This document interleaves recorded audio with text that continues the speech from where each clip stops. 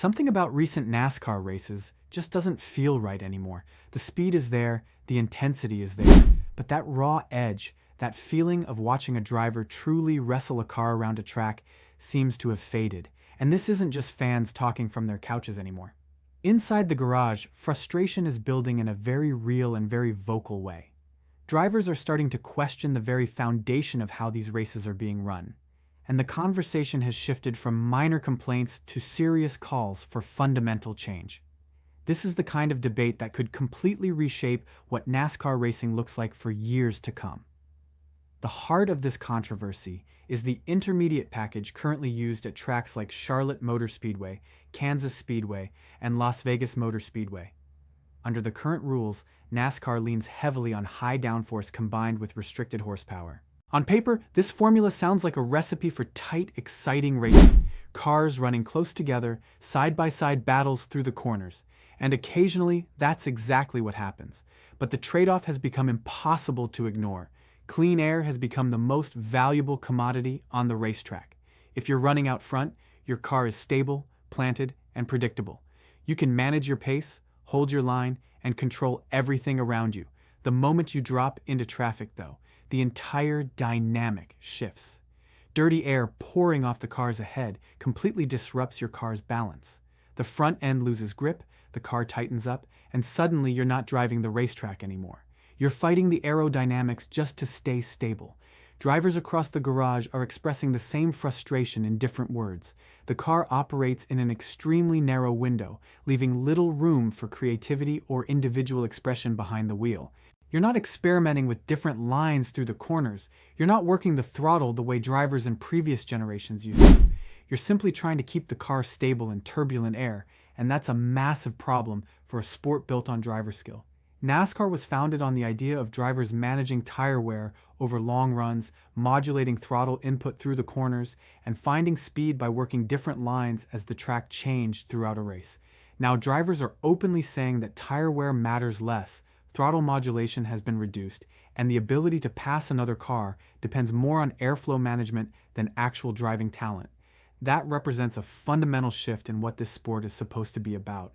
Instead of the best driver winning, the current system can reward whoever secures track position earliest in the race, and that reality is not sitting well with the people who actually drive these cars. To be fair, NASCAR didn't arrive at this package by accident or through careless decision-making. There was clear intent behind every element of the design. The goals were legitimate: create tighter racing packs, keep cars running closer together at high speeds, and manage those speeds for safety purposes, especially at fast 1.5-mile tracks where the risks multiply quickly. From a safety and consistency standpoint, the logic holds up, but from a pure competition standpoint, drivers believe the balance has been pushed too far in the wrong direction. The safety benefits came at the cost of the very thing that made intermediate tracks exciting, and the sport is now feeling the consequences of that trade-off in a very visible way every single race weekend. The conversation inside the garage has evolved well beyond requests for minor adjustments. Drivers are now having serious discussions about eliminating the intermediate package entirely, increasing horsepower across more track classifications, and dramatically reducing aerodynamic dependence to return meaningful control to the person sitting behind the wheel. The goal driving all of these conversations is straightforward: make these cars genuinely difficult to drive again. NASCAR has shown some willingness to listen, making horsepower adjustments at certain venues and reclassifying some tracks away from the traditional intermediate setup, but the core tracks remain under the same system, which is exactly why this debate refuses to quiet down. NASCAR faces a genuinely difficult balancing act between safety requirements, entertainment value, and competitive fairness, and there are no easy answers on any side of that equation. As fans, the tension is easy to feel because we understand both sides of the argument. Yes, close racing matters. Seeing cars running inches apart through traffic creates genuine excitement, but we also want to watch drivers earn those positions. We want tire strategy to create real decisions and real consequences. We want mistakes to matter, to visibly cost a driver positions or damage a car's handling. We want to see drivers searching for grip in different places on the track, taking calculated risks to find tenths of a second that their competitors haven't discovered yet. That combination of skill, strategy, and consequence is what built this sport's identity over decades. And a significant portion of that feeling has been quietly eroded by the current package without anyone making a single dramatic announcement about it. The most significant problem with the current package isn't actually the reduced passing, it's the absence of visible struggle. There used to be a constant sense that every driver was managing something, balancing tire degradation against lap time, fighting the car's balance as fuel burned off, adjusting their approach as the track rubbered in. Races felt dynamic because conditions were constantly changing and drivers were constantly adapting. Now, once a car finds its window of operation, too much of the race becomes predictable. The leader controls everything. The field behind struggles with dirty air, and the outcome often feels decided far too early.